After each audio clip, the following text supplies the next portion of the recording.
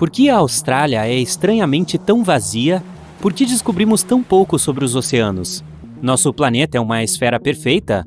E a Terra já foi mais roxa do que verde? Aposto que você não sabia esses fatos sobre nosso planeta. Então vamos descobrir tudo. A Austrália é realmente enorme. Para facilitar a compreensão, é quase tão grande quanto toda a Europa. Berço de cerca de 26 milhões de pessoas, está entre os países com menos população por área. Está classificada em 55º lugar no ranking da população mundial, enquanto possui a 6ª maior área territorial. Por que tanta área vazia? Um bom palpite seriam os muitos animais perigosos escondidos atrás de cada pedra. Pelo menos, isso é o suficiente para eu evitar a Austrália. Mas há uma razão específica para explicar isso. A aridez do país garante que 85% da população viva a 50 quilômetros da costa, e 80% dela habita ao lado leste, onde as chuvas são mais comuns. Embora haja uma falta geral de precipitações, apenas 20% da Austrália é de deserto inabitável e somente 40% é considerada inabitável para os padrões humanos. O consumo de água é realmente maior do que a precipitação média anual. Mas há outra fonte antiga de água escondida no subsolo, que pode sustentar uma população muito maior. É um dos maiores recursos subterrâneos de água doce do mundo, a Grande Bacia Artesiana. Ela abrange impressionantes 1.700.000 km², o que equivale a 1/5 do tamanho da Austrália, e contém água suficiente para cobrir a Terra com uma camada de 50 centímetros. Ou melhor ainda, poderia fornecer água suficiente para matar a sede dos australianos nos próximos 1.500 anos. Apenas 6,5% do país tem o solo adequado para a agricultura, o que não parece uma quantidade muito grande.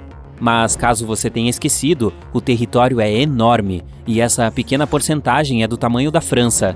Com essa grande área disponível para a agricultura, a Austrália tem mais do que o suficiente para alimentar sua população, além de exportar mais de 70% dos produtos agrícolas para o exterior. Então, com tanta terra, comida e água, por que os números populacionais são tão baixos? O motivo é o processo de migração muito lento. Primeiro, apenas pessoas do Reino Unido viviam por lá. Então, as fronteiras foram abertas para outros europeus, e essa restrição ficou em vigor até 1973. Você imagina que quase 200 anos seria tempo suficiente para muitas pessoas migrarem, mas a Austrália ficava muito longe. O risco de viajar para um lugar tão distante e os custos da viagem fizeram com que os europeus preferissem as opções mais curtas e baratas para migrar para outros lugares, como o Canadá ou Estados Unidos. Nos últimos 2.000 anos, as pessoas entenderam que a Terra é redonda. Mas você sabia que ela não é uma esfera perfeita? Através da rotação oscilante, nosso planeta muda constantemente de tamanho, bem lentamente, é claro. Os polos norte e sul são surpreendentemente planos. A Terra é muito parecida com uma bola sendo esmagada. Imagine que há uma mão gigante com os dedos pressionando os dois polos. Por causa dessa pressão, o Equador fica um pouco saltado para fora. Junto com um campo gravitacional irregular, nosso mundinho tem muitas falhas de gravidade. Algumas positivas e outras negativas, criando uma superfície irregular, rochosa e acidentada. Alguns lugares têm mais gravidade do que outros. Se você subisse em uma balança ao longo do Equador, pesaria 0,5% menos do que nos polos. Não é muito e, definitivamente, a viagem não vale a pena para mudar seu peso. Se você medisse o comprimento desde o centro até o ponto mais distante da Terra, ficaria chocado que o Monte Everest não está no fim. Em vez disso, esse ponto fica ao longo do Equador, que é a parte saliente. A montanha do Equador, Chimborazo, seria na verdade o ponto mais alto da Terra, pois é o mais distante do nosso centro. Ainda temos cerca de 80% do oceano para mapear, o que é uma loucura, considerando quanto exploramos do sistema solar em comparação. Mas ainda estamos cientes de muitos detalhes inacreditáveis sobre o oceano. Ele abrange mais de 70% da superfície do mundo, onde habita 94% da vida selvagem da Terra, e até 80% do oxigênio do planeta é produzido por parte da vida que existe nele, principalmente o plâncton, algas e bactérias. Um dos lugares mais famosos já mapeados é a Fossa das Marianas, o ponto mais profundo da Terra, com quase 11 quilômetros de profundidade e 5 vezes o comprimento do Grand Canyon, além de ser mais profundo do que a altura do Monte Everest. Ela abriga também um dos relevos marinhos mais antigos da Terra, casualmente escondido por cerca de 180 milhões de anos. A pressão na parte inferior é superior a 1000 bar, o que é cerca de 1000 vezes mais do que a pressão normal. Ainda assim, a vida ainda prospera ali. Em todo o oceano, estima-se que existam mais de 3 milhões de naufrágios nas profundezas escuras. Inúmeros artefatos permanecem intocados, e pode haver mais coisas do que em todos os museus do mundo. A dorsal meso-oceânica é a mais longa do mundo, chegando a 65 mil quilômetros. Isso é quase 10 vezes o tamanho dos Andes, a maior cadeia de montanhas. O Sol é a razão por trás das cores azul e azul esverdeada de água do oceano. Isso não se deve ao reflexo do Sol, embora ambos sejam azuis pelo mesmo motivo. A superfície do nosso planeta recebe luz branca do Sol e absorve com mais força as luzes laranja, vermelha e amarela. Ela não absorve tanto a luz azul, então essa retorna como a vemos. Claro, isso só ocorre com base na pureza da água. Se ela estiver cheia de lama ou algas, estas dispersam a luz e se sobrepõem ao azul natural da água. Existem muitos fatores que determinam quais cores vemos no nosso planeta. Você poderia acreditar que ele não era verde antes?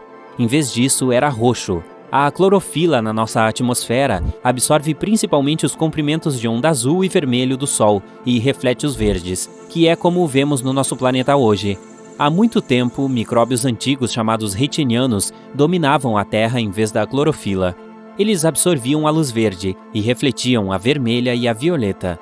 Esses micróbios tinham uma estrutura mais simples, por isso eram mais fáceis de produzir no ambiente de baixo oxigênio da Terra primitiva.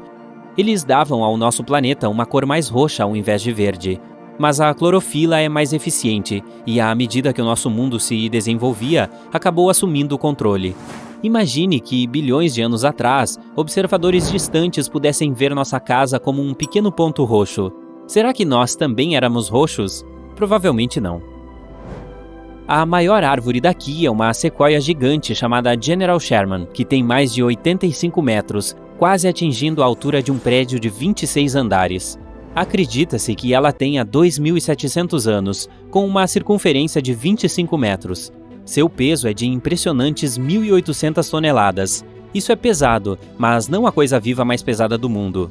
Em Utah, um enorme bosque chamado Pando funciona como uma colônia única de árvores. O enorme sistema radicular conecta todas elas, com até 47 mil caules, pesando até 6 mil toneladas e com 80 mil anos. Isso torna esse conjunto o ser vivo mais antigo conhecido pelos humanos. Agora, e quanto à maior área de um ser? Ao largo da costa da Austrália Ocidental, uma alga cresce a um tamanho impensável.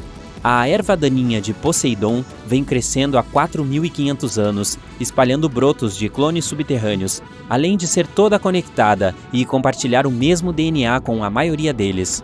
Ela abrange enormes 200 km², o mesmo que 28 mil campos de futebol ou todo o estado de Nebraska. E não vai parar por aí, pois continua a crescer 50 centímetros a cada ano. É difícil imaginar a escala desses seres enormes.